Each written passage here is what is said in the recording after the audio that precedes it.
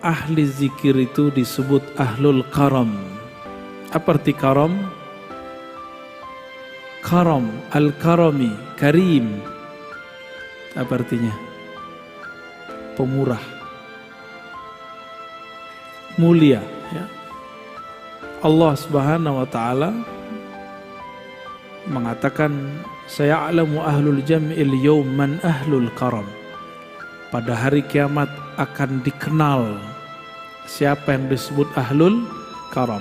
Faqila wa man ahlul karami ya Rasulullah. Wahai baginda Rasul, siapakah yang disebut orang-orang yang pemurah? Nabi mengatakan, ahlu majalis dzikri fil masajid. Orang-orang yang suka berzikir di masjid, masjid. Inilah dalil kita nanti ada masanya akan menghidupkan majelis zikir. Selain majelis taklim, ini kan taklim.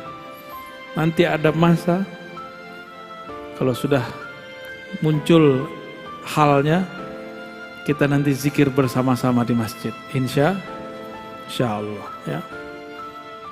Karena ngaji-ngaji aja dulu ya, biar mantep dulu, jangan zikir dulu. Jadi kita berzikir dengan ilmu, bukan dengan nafsu pengen begini dan begitu. Itu maksudnya, ya.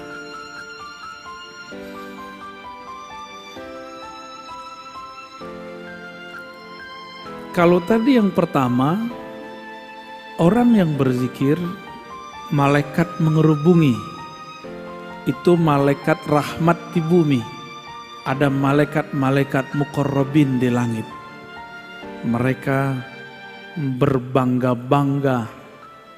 Bukan mereka ya, Allah yang membanggakan kita di hadapan mereka.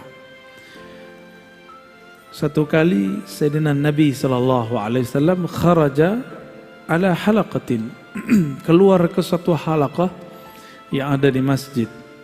Nabi nggak pernah suruh buat halaqah. Nabi nggak pernah suruh buat zikir. Tapi sahabat inisiatif buat halaqah, lingkaran zikir, lalu mereka berzikir dengan pimpinan seseorang. Nabi keluar, Nabi tanya, ma ajlasakum, apa yang membuat kamu duduk bermajelis berhalaqah? Lalu mereka mengatakan, jalasna nazkurullah wa nahmaduh. Kami duduk ya Rasulullah untuk berzikir dan memujinya. Berzikir dan memujinya. Faqal atani Jibril. Di riwayat Muslim ini diulang sampai 3 kali. Allah, demi Allah, apakah untuk itu kalian zikir? Untuk itu kalian duduk, berkumpul? Lalu mereka merasa ketakutan. Jadi mereka ini buat inisiatif majelis zikir di zaman Nabi. Dicecar pertanyaan 3 kali oleh Rasulullah. Perasaannya gimana itu Pak? Khawatir dituduh sesat. Lalu Nabi mengatakan, bukanlah aku ingin menyalahkan kalian. Tapi aku ingin memastikan kalian ngapain. Karena di langit lagi rame. Atani Jibril. Jibril mengabarkan kepadaku, di langit lagi rame. Kenapa? Innallaha yubahi bikumul malaikata. Allah membangga-banggakan nama-nama kalian di hadapan malaikat-malaikat muqarrabin. Jadi orang-orang yang suka membuat majelis zikir, masyhur dia di langit. Maka dulu siapa? Almarhum Ustadz Arifin Ilham, almarhum Ustadz Fulan, udah banyak dari dulu. Itu namanya diharumkan. Tapi kalau sekedar nama harum, kalau nggak rajin zikir nggak harum lagi. Maka harus mengenal jalur pintas, harus kenal siapa yang dizikirkan. Seandainya Allah tidak menyebut nama kita lagi di hadapan mereka, Allah masih menyimpan sirnya dalam ilmunya. Ya. Jadi lebih tinggi ma'rifat. Zikir itu ada 2. Zikir menyebut, zikir mengingat. Nah, mengingat itu mesti ma'rifatullah, kenal Allah Subhanahu wa ta'ala. Kalau zikir menyebut rata-rata cuma cari pahala. Ya, kebanyakan begitu. Tapi berkah juga. Ya. Kurang bukti apa Pak? Ustadz Arifin itu ya. Ustadz siapa lagi yang mengajarkan zikir di Betawi?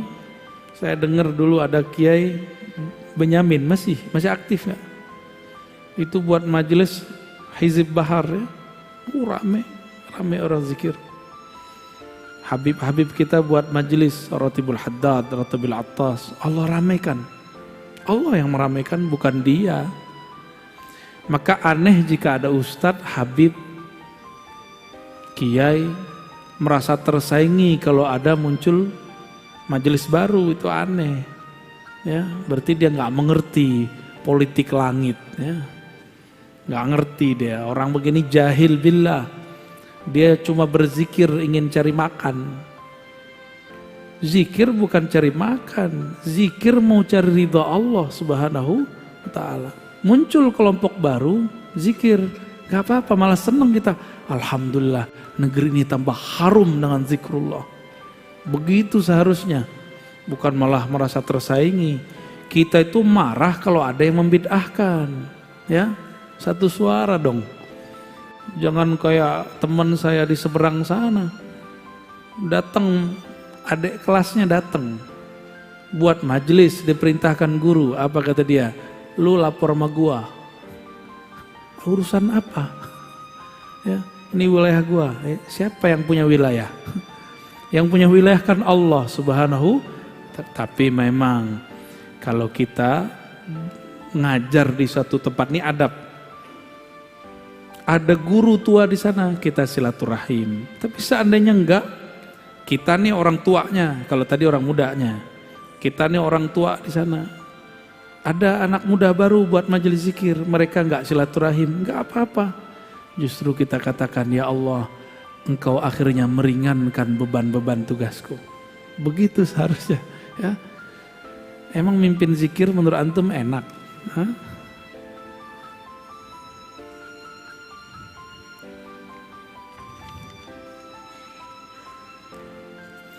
Orang yang berzikir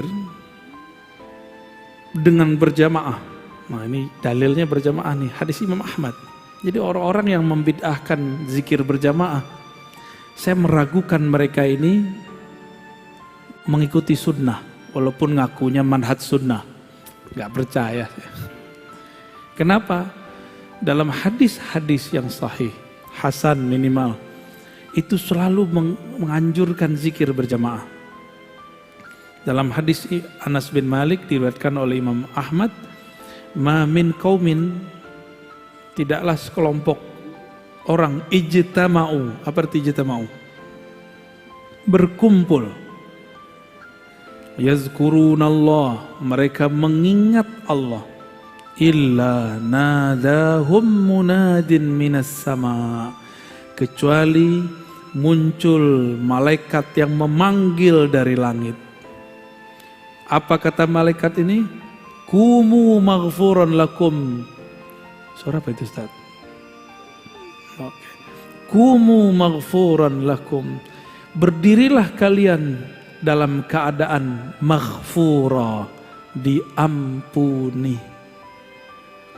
Qad buddilat sayyiatikum hasanat. Kesalahanmu sudah diganti dengan kebaikan-kebaikan. Dosa-dosamu dihapus, kamu dapat derajat yang tinggi. Ini hadis menunjukkan makna apa? Pertama, majelis zikir itu diridhoi oleh Allah SWT. Bukti Allah ridho, kita diberi ampunan.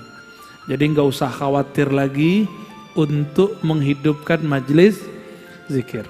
Mau namanya Ratibul Haddad, Ratibul Attas, Ratib apa terserah. Ya, nanti kita buat Ratib Al-Hashimiyah.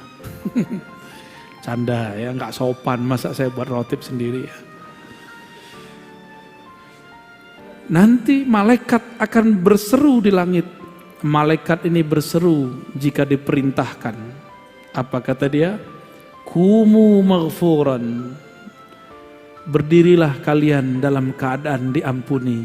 Oh, hamba kalau diampuni oleh Allah berarti Allah ridho sama dia. Kalau Allah ridho sama dia, apa aja mau dia Allah kasih. Ya.